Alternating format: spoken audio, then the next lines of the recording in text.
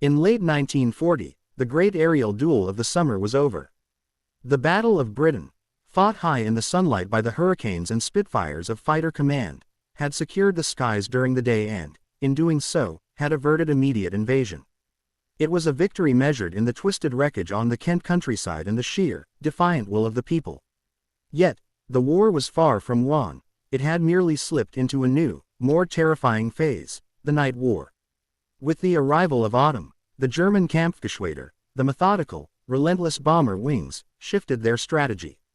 They moved beyond daylight raids, which were too costly, and instead became nocturnal visitors. This nightly visitation was known simply as the Blitz, a calculated campaign of terror designed to shatter the very foundations of British industry and morale. Every evening, as the setting sun bled across the Channel, a cold, suffocating dread would descend. The air raid sirens began their haunting, inevitable song, signaling the start of the night's ordeal. London transformed into a landscape of sound and shadow, defined by the rhythmic crump of high explosives shaking foundations, the desperate, angry chatter of anti-aircraft guns, and the silent, terrifying fall of incendiary rain that glittered like malevolent jewels before turning to fire. For the Royal Air Force, the transition was devastating. Their daylight heroes, the Spitfire pilots, were often grounded, and the technology that had saved them in summer, the great electronic shield known as chain-home radar, was rendered frustratingly inadequate. In the chaos of the blackness, everything was magnified, and the stakes were existential. If the Luftwaffe could maintain this nocturnal pressure, destroying the ports, starving the factories, and eroding the civilian will with impunity, Britain would inevitably be starved and bombed into submission. The future of the war hung suspended in the black, chaotic night. The RAF was desperate for a solution, a way to reclaim the skies when visibility was zero. The chain-home system had been the secret weapon of 1940. Operating on a long, powerful wavelength, it could spot incoming formations far out over the North Sea and the Channel, giving the crucial 30-minute warning needed to scramble fighters. But CH had a fatal flaw at night: poor resolution.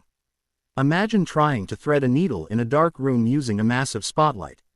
The CH signals were too long and crude to locate a single, fast-moving bomber with the pinpoint accuracy needed for interception. At night, a bomber was not a formation, it was a single, fast-moving shadow against an infinite canvas. The entire defensive strategy had to rely on a mix of flawed techniques: searchlights, a beautiful but tragically inefficient ballet, cones of light carved the dark sky, often illuminating only empty space, while giving away the ground position of the defenses. Ground-controlled interception (GCI) early stage controllers, hunched over their glowing, primitive radar screens, tried to vector early night fighters like the Beaufighter and Havoc onto the enemy. They were fighting blind, relying on blips that flickered, merged, and often vanished altogether, leaving them to guess where the next wave of destruction would fall. The Germans, meanwhile, were systematic.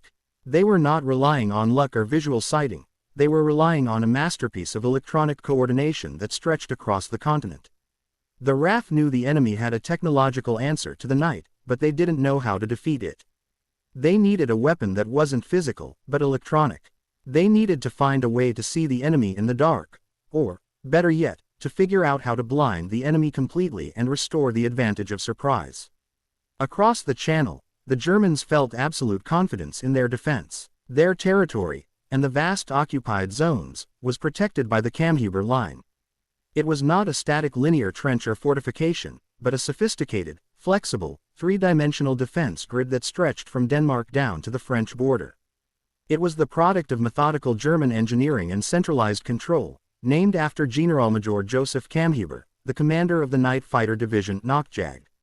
The line was composed of a rigid series of interlocking electronic boxes, or Himmelsbedden, sky beds, each one an autonomous, fully coordinated defense sector, typically 50 miles square.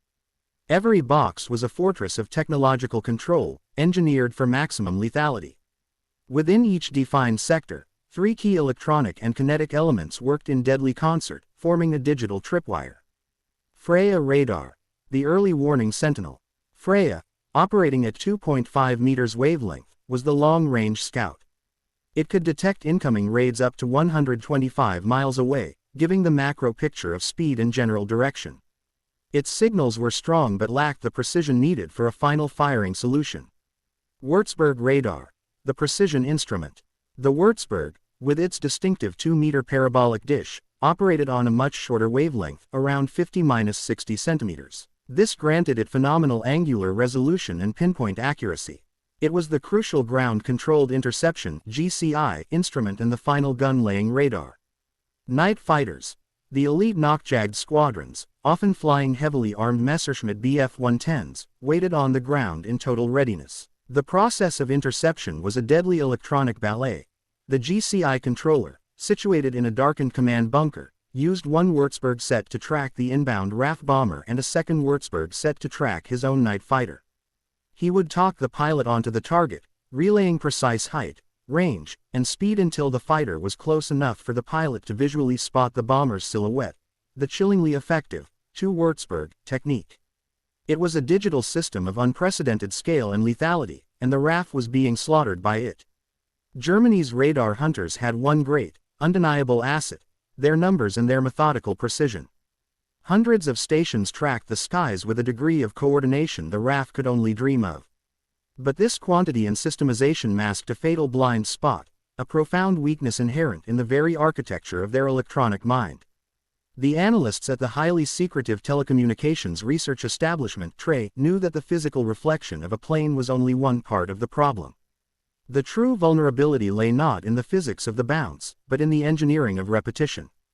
British intelligence, specifically the analysts of the Y Service, Signals Intelligence, and scientists like the brilliant, young Dr. R.V. Jones, had been obsessively listening to the electronic whispers of the Reich. They realized that due to the inevitable demands of wartime mass production and standardization, the entire German radar network, from the massive Freya to the pinpoint Würzburg, operated with a dangerously uniform, predictable electronic rhythm.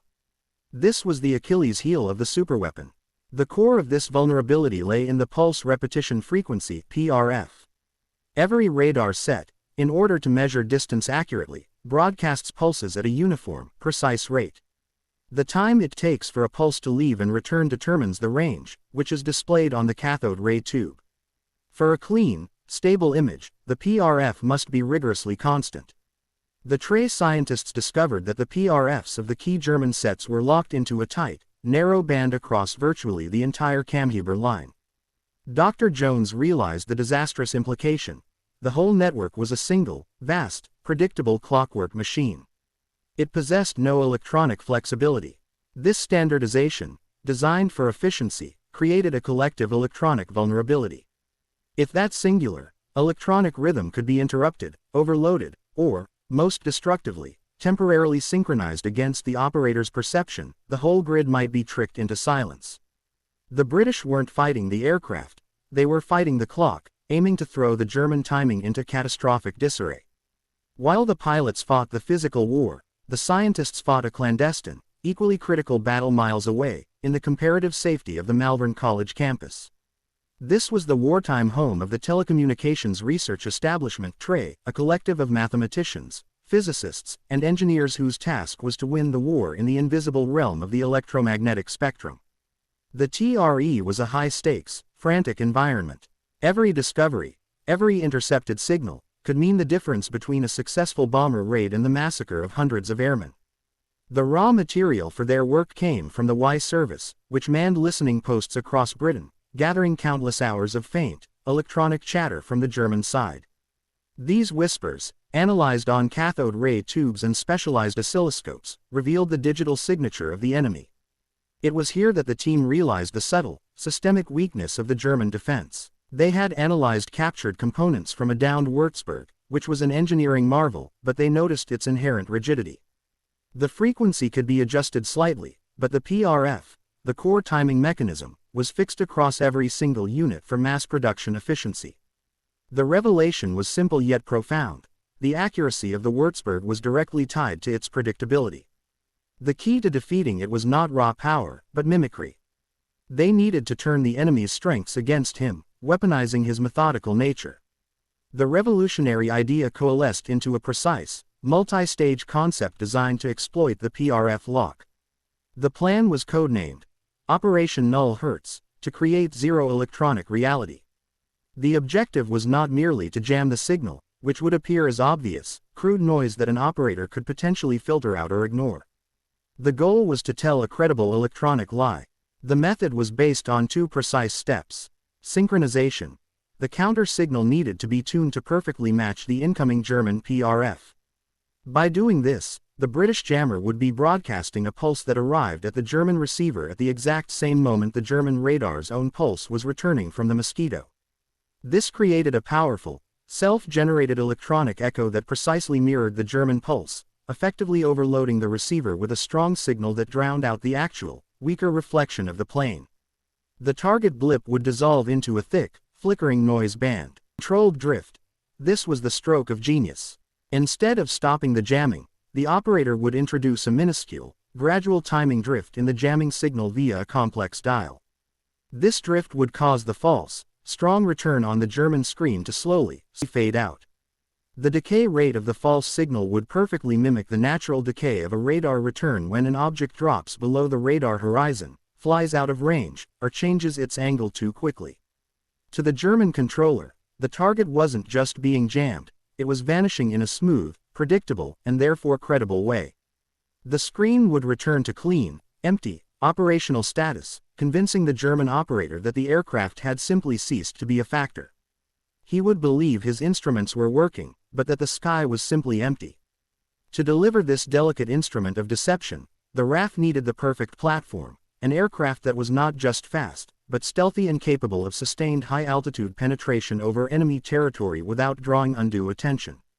The choice was the de Havilland Mosquito. Nicknamed the Wooden Wonder, the Mosquito was a twin-engine marvel built primarily of balsa wood and plywood. It was the complete technological antithesis of the metal-heavy, mass-produced Allied bombers. Its wooden structure made it astoundingly fast, routinely clocking speeds over 400 miles per hour, often outpacing the latest Luftwaffe interceptors, but its wooden airframe provided an unexpected, crucial advantage. It possessed a naturally low radar cross-section. Wood absorbs and scatters radar energy far less efficiently than aluminum skin. The Mosquito was a ghost even before the electronics were switched on, a natural phantom in the radar spectrum. RAF planners immediately seized on the Mosquito's unique attributes. Instead of sending a conventional formation, they would send one lone Mosquito, penetrating the deepest and most sensitive sector of the German network, equipped with the experimental jamming gear. The mission required an exceptional crew. The pilot, squadron leader Hugh Phantom Ainsworth, was known for his unnerving capacity for precise, high-speed flying, maintaining perfect trim even through heavy flak. He could hold the aircraft on an impossible, unwavering line. His navigator and operator, Flight Lieutenant Peter Statics Doyle, was a brilliant engineer who possessed a feel for electronic pulses that bordered on the intuitive. He was the man who would manipulate the dial and tell the lie. The electronic apparatus that made the deception possible was a prototype jammer, the bulky, custom-built assembly of vacuum tubes, sensitive resistors, high-powered valves, and oscillators that occupied the Mosquito's entire bomb bay. This was the unheralded ancestor of the operational mandrel jamming system. The black box was an engineering tightrope. It had to be powerful enough to overpower the Würzburg, yet sensitive enough to lock onto its precise PRF. The critical interface was a set of two dials, one for the initial course frequency match, and a vernier dial for the crucial, micro-fine PRF adjustment. This vernier dial had to be manipulated with the delicacy of a safe cracker. Doyle was trained to use his fingertips to move the dial in increments measured in a fraction of a degree, inducing a precise timing shift that would translate into the smooth, natural-looking decay of the target blip on the German screen. The entire operation was a single, near-impossible gamble. One false move, one wrong signal, and the highly conspicuous jammer would simply become a beacon, turning the wooden plane into a perfect, helpless target for German fighters. They were not just risking their lives, they were risking the single biggest intelligence secret the RAF possessed. Had they been shot down, analysis of the recovered black box would have revealed the German PRF vulnerability instantly, allowing General Kamhuber to change the system settings and neutralize the entire Allied electronic effort before it even began. This was not a military raid, it was a scientific sacrifice on a monumental scale, relying on a pilot who dared to think like the enemy, a human mind creating a flawless electronic illusion. The preparation for Operation Null Hertz was conducted under the deepest possible secrecy, away from prying eyes at an isolated training facility near Malvern. Ainsworth and Doyle spent weeks in a darkened, radio-isolated hangar, simulating the mission conditions and practicing the demanding choreography. They were training not for evasion, but for electronic psychology. The tolerances were extreme. They practiced flying a complex, constantly evolving turn pattern on a training range while Doyle executed the null hertz sequence on the prototype equipment. The tolerance for error was measured in microseconds. On the ground, trade technicians monitored a captured Würzburg scope. Ainsworth would fly the Mosquito directly towards it. The approach. A clear blip, growing larger. The noise. Doyle activates the broadband static. The screen clutters. The lie. Doyle locks the vernier dial onto the Würzburg's RAF. The noise should seamlessly vanish, replaced by a momentary, perfectly synchronized false echo. The drift. Doyle turns the vernier dial by an infinitesimal amount. The target blip had to smoothly diminish and disappear within a 3-second window. Tune too fast, and the jammer would register as a burst of crude, obvious noise. Tune too slowly, and the target would momentarily reappear, exposing the entire deception. The challenge was as much psychological as technical. Doyle had to hold absolute focus under the stress of knowing the life of his pilot, and the future of the British bombing campaign depended on the accuracy of his touch. He had to think of the dial not as a piece of machinery, but as a conductor's baton, directing the symphony of deception with absolute authority. For squadron leader Ainsworth, the pressure was immense. His mission was unique. He was ordered to fly toward the most heavily defended zone, not around it. Conventional training screamed evasion and speed. Null hertz demanded precise, controlled exposure. Ainsworth's flight profile was a serpentine pattern, climbing, diving, and banking just enough to distort his radar echo, to aid Doyle's initial synchronization, while maximizing the jammer's exposure to multiple German radar stations. He had to maintain a steady altitude of 28,000 feet, where the air was thin and freezing, and the risk of catastrophic engine failure was high. The wooden Mosquito, though fast, was vulnerable. He had to trust that the fragile electronic instrument in the bomb bay, controlled by his navigator, was providing an invisible, absolute shield. Ainsworth and Doyle had internalized the mission mantra: if the German operator believes we are broken, we are safe. If he suspects we are lying, we are dead. They were betting their lives on the predictability of the enemy's hardware. The precision of the flight had to be as flawless as the timing of the electronic pulse. The night of Operation Null Hertz was a night of low-hanging stars and freezing visibility. The Mosquito, painted in dull, night-black camouflage, slipped away from its East Anglian airfield. The muted roar of its powerful Rolls-Royce Merlin engines, running at a precise, controlled setting, was the only break in the silence. The initial leg was a brutal, low-level sprint across the North Sea. Ainsworth kept the Mosquito skimming the tops of the white-capped waves, pushing the aircraft close to its structural limits to remain beneath the long-range, sweeping beams of the coastal Freya early warning radars. The ascent began as they approached the enemy coastline near the Frisian Islands, where the German electronic defenses were most dense. Ainsworth pulled the stick back, initiating a rapid, steep climb toward their mission ceiling. The first German reaction came fast. Flashes of unguided, angry flak bloomed far below them, wild bursts of desperate defense based on primitive acoustic listening devices. They were detected, but not yet tracked. We're in range, statics, Ainsworth's voice crackled over the intercom, clipped and steady. Holding 340. Give me the clock. Doyle, hunched over the black box, flipped the highly sensitive sensor receiver. Instantly, a high-pitched, steady whine filled their headsets, the unmistakable, relentless, monotonous heartbeat of the German Würzburg RAF. The enemy was watching, and their pulse was loud.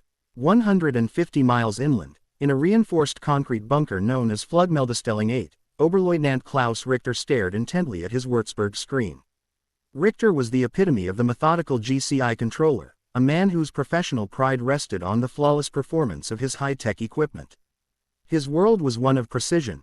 Ranges measured to the meter, angles calculated to the degree. His screen showed the early stages of the nightly raid, distant, clustered blips representing conventional bombers. Then, suddenly, a new, fast target appeared, a single, clean blip moving with alarming speed at a high altitude. Single fast mover, Sector Gamma. Richter barked into the throat mic, pointing to the screen. Speed estimated at 400 plus knots. Plotting trajectory now. Prepare intercept vector from Munster. Richter felt the familiar surge of confidence. His Würzburg was operating flawlessly. This intruder was fast, but he was exposed, caught in the geometric focus of the Kammhuber line. This was exactly what the system was built for. Then, the world went savage. Doyle engaged the first stage of the black box, the broadband noise. The high-powered static swept across the known German radar frequencies, a sudden, blinding electronic storm. On Richter's Würzburg screen, the clear blip of the target dissolved into a wave of thick, flickering snow, pure, brutal electronic chaos. The entire scope was swallowed by a deafening storm of static. Jamming. Heavy noise jamming. Richter shouted, his face pale in the scope's green glow. This is not standard. This is strong, sustained energy. Check the filters. Richter and his technician frantically tried standard countermeasures, adjusting the frequency, switching to a backup receiver. The noise remained, an impenetrable electronic shield. It was more powerful than anything they had encountered from the RAF before, confirming a deliberate, technological attack. Richter's heart began to hammer against his ribs. The enemy was changing the rules. But this was only the prelude. In the cockpit of the Mosquito, Doyle moved with painstaking, agonizing slowness. He killed the crude broadband noise and engaged the main oscillator. Using the vernier dial, he began to tune the output pulse, listening to the Würzburg's persistent whine in his headset, working to achieve perfect synchronization. He found the lock. Instantly, the Mosquito's own high-power pulse, timed perfectly with the Würzburg's transmission pulse, overwhelmed the returning echo of the plane. The signal that appeared on Richter's screen, briefly, was an impossibly strong, solid blip, a false echo drowning out the real one. Then came the critical maneuver. Doyle turned the vernier dial a fraction of a degree. Slowly, on Richter's screen, the thick noise band that defined the target began to thin and recede. The massive, false blip began to smoothly, gradually diminish. Because the jamming pulses were perfectly timed to cancel the real return, and then precisely drifted, the signal behaved exactly like an aircraft banking away at high speed and rapidly falling out of range. It was too smooth, too natural, to be crude interference. For an agonizing, unbelievable minute, an eternity measured in the beats of a human heart, the blip, and the associated jamming, disappeared entirely. The spot on the screen where the large, loud target should have been was now chillingly, impossibly empty. Richter, it's gone clean. The return has vanished. The technician stammered, his voice filled with shock. Our Würzburg shows nothing. No noise, no return, nothing. The screen is clean. Richter stared, unable to reconcile the evidence.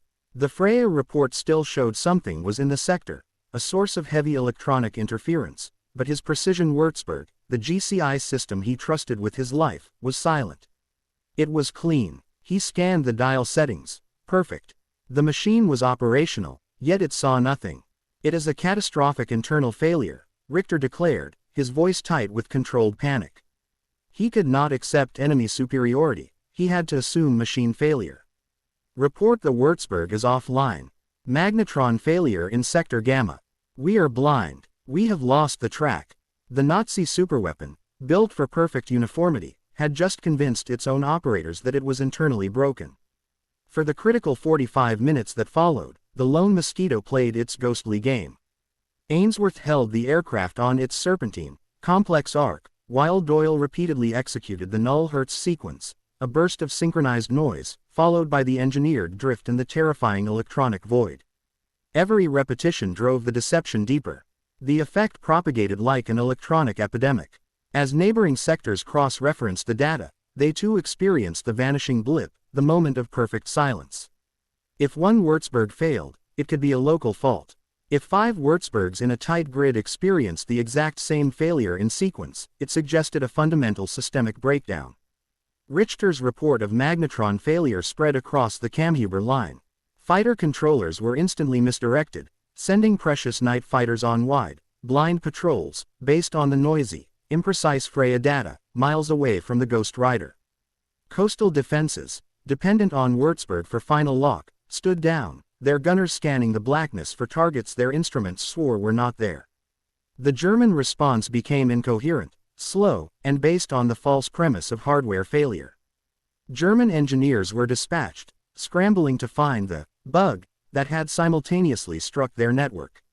The system, designed to be rigid and predictable, was now choking on its own perfection. The risk for the Mosquito was absolute. Ainsworth was flying through unguided flak and potential patrol routes, shielded only by the controlled decay of a radar blip. The courage required to fly toward the known center of the enemy's defense, shielded only by a perfectly tuned dial, was unprecedented. They were fighting the war of the future, a technological ballet where success was measured by the amount of confusion generated, not by the tonnage of bombs dropped. At 21:55 hours, Doyle killed the power to the black box. The resulting electronic silence in the Mosquito's cockpit was immediate and profound. Ainsworth turned south, dropping altitude and accelerating to their maximum speed for the sprint back across the channel. On the German screens, the electronic chaos instantly vanished, the target and the noise reappearing in a sudden, jarring burst that only confirmed to the confused operators that their equipment had momentarily suffered an immense, localized technical breakdown, an ephemeral fault. The Mosquito's blip reappeared momentarily, before its speed and distance took it definitively out of effective range. Richter logged the time the fault cleared and noted the return to normal operation, confirming his belief that the crisis had been a technical one. When Ainsworth and Doyle landed at RAF Wyden, the debriefing was held in stunned silence. The reconnaissance photos, combined with intercepted German radio traffic, service confirmation, proved it. The deception had achieved total tactical success. The German response during the Mosquito's penetration time had been incoherent, slow, and based on the false premise of hardware failure. The mission report was short and understated, but its results were astonishing. The RAF had discovered the blueprint for electronic warfare, not through brute force, but through intellect and timing. The success of Operation Null Hertz was the birth certificate of modern electronic warfare and was immediately classified as one of the most vital secrets of the war. Its proof of concept confirmed that the systematic rigidity of the German radar network was its fatal flaw. The British RCM teams rapidly developed the technique into an operational system, Mandrel. Mandrel was essentially a refined, mass-produced version of the black box prototype, designed to be carried by multiple aircraft flying ahead of the main bomber stream. These aircraft would fly parallel to the main bomber route, creating a massive, continuous, 60-mile-long electronic screen or Mandrel curtain. This curtain of high power, precision-timed noise completely blinded the German Freya early warning radars and partially degraded the Würzburg fire control sets. Instead of seeing a clear path for the massive, slow-moving bomber stream, German controllers saw only a vast, flickering band of electronic static. They knew something was there, but they could not determine its size, course, or speed. The Mandrel curtain restored the element of surprise to the Allied bombing campaign, forcing German night fighters to rely almost entirely on visual sighting or on unreliable ground observers. This was the first major step in what became known as the Battle of the Beam, shifting the strategic advantage back to the Allies in the critical night war. For the German High Command, the periods of sustained, localized radar blackout became inexplicable and infuriating. General Kamhuber demanded answers, convinced that the failures were due to internal espionage or, more likely, a completely unknown atmospheric phenomenon. They simply could not accept that the most advanced electronic defense system in the world could be fooled by a single, carefully tuned dial. Controllers like Oberleutnant Richter became figures of mounting paranoia. Their reports of the phantom void, the moment the target blinked out of existence, were initially dismissed as fatigue or operator error. But as the phenomenon spread across the sector, high-level engineering teams were mobilized. They checked cables, replaced sensitive magnetrons, calibrated hundreds of dials, and even tore down entire Würzburg units to search for the mythical fault in the German design. The critical mistake was the assumption of hardware failure. The Germans never suspected they were being deceived by an electronic counterpulse precisely timed to the PRF they believed to be their greatest strength. The diversion of these resources, the time of brilliant engineers, the strategic metals for replacement parts, the hours of high command attention, was an unquantifiable but massive win for the Allies. Germany spent months investigating phantom, ghost flights, never realizing it had been tricked by one man and one wooden plane. The lie was destroying German defense capacity more effectively than any conventional bomb. The Germans were not stagnant. They eventually began to adapt, realizing the enemy was utilizing some form of airborne jamming. Their engineering response was to turn the hunter into the hunted by developing airborne receiving equipment.